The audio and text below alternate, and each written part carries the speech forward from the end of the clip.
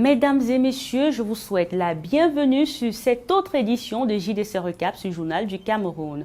Cette semaine a été assez chargée, oui, j'ai dit assez chargée. Commençons par cette signature d'accord de défense entre le Cameroun et la Guinée équatoriale. Pour en parler, faisons un tour en arrière.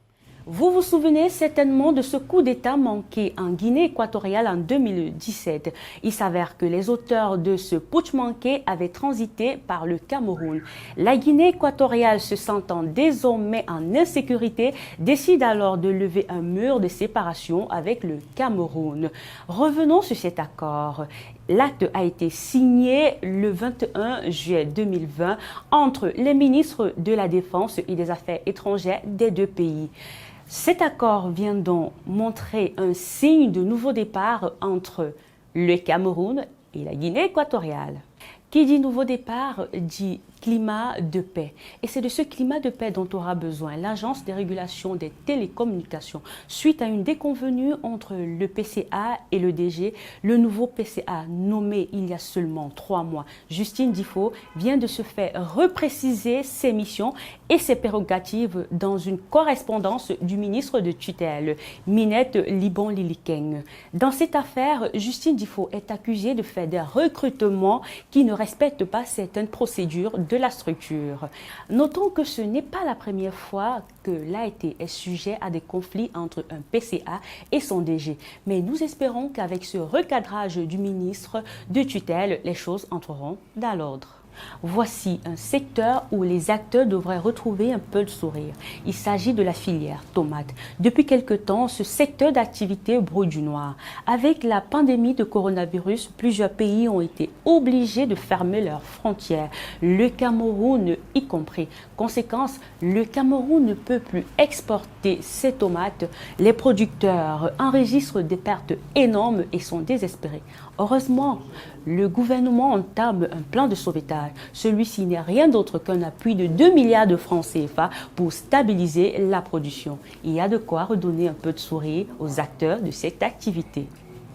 La pandémie de coronavirus n'a pas cessé de parler d'elle. Le Cameroun a à son compteur 16 708 cas confirmés, 14 539 cas guéris, 385 décès. Les dépenses autour de cette maladie s'élèvent déjà à près de 22 milliards de francs CFA. Cette information est du ministre de la Santé publique, Manaouda Malachi. Vous vous demandez certainement comment a été reparti cet argent. Bien sûr, puisque le sujet a fait beaucoup de débats. 4 milliards ont servi à la construction et l'équipement de 12 centres d'isolement, un centre dans chaque région et les 2 autres dans les aéroports de Douala et de Yaoundé. 2 milliards ont été transférés dans les 10 régions aux gouverneurs et aux délégués régionaux de la santé pour la prise en charge des malades. 1 milliard pour les tests, 11 milliards pour le matériel médical et plus de 800 millions pour assurer la mise en quarantaine. Alors, à vos calculatrices, pour cette opération que je suppose vous sera très facile. Poursuivons avec ce drame qui s'est produit dans une agence de transport dans la capitale économique du Cameroun, Douala. Une dizaine de personnes interpellées à la suite d'un meurtre d'un jeune gendarme pour une histoire de 100 francs. Rappelons le contexte. Les images d'une bagarre ont fait le tour des réseaux sociaux ce jeudi 23 juillet 2020.